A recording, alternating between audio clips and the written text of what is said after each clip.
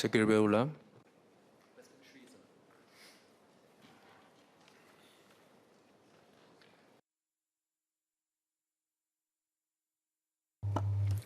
Mr. Speaker, may I have a permission to address questions 3 and 4 in today's order paper together?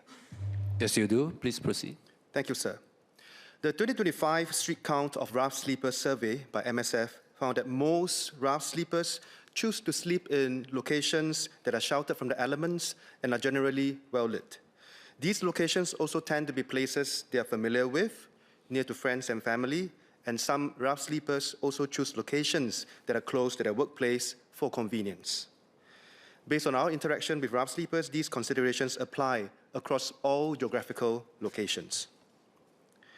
Rough sleeping is a complex issue. Many rough sleepers have homes to return to, but rough sleep due to disagreements with family members, friends, or co-tenants.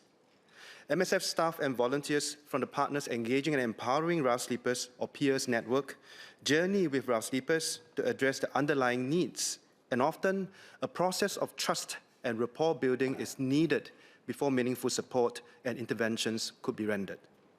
Over time, we hope more rough sleepers would be prepared to consider shelter and social services support, though the pathway for each rough sleeper would likely be different, just as the individual circumstances differ. Overall, MSF works to ensure that shelter support remains accessible to rough sleepers.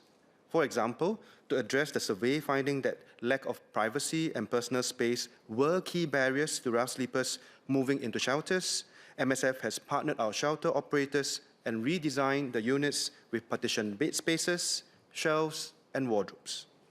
The member may also wish to refer to MSF's 2025 street count report for more details. MSF has also recently announced a $450,000 partnership to tackle homelessness or PATH fund and invites organizations to trial innovative solutions to address underlying causes of rough sleeping and help rough sleepers work towards housing stability. Mr. Lam. Thank you, Mr. Speaker. I thank SPS for its response.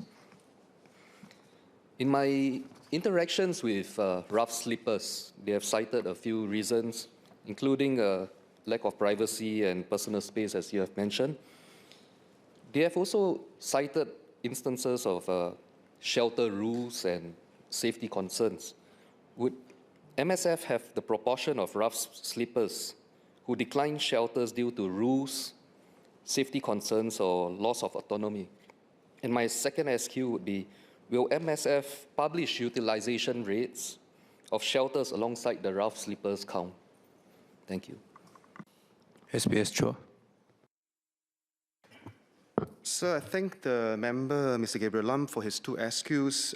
We do understand that there are rough sleepers who, for reasons of rules at the shelters, not quite want to do that. So we do know that to be, the prevalence rate is about 75%.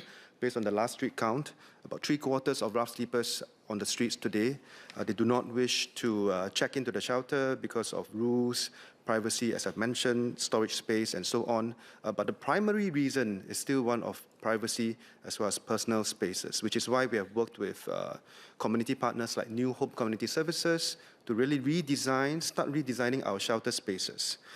On his second SQ about utilization rate, yes, we do publish that. In fact, in the street count report, we have mentioned that of the 730 transitional shelter bed spaces today, or rather, as of September last year, utilization rate was about 2/3, 66%.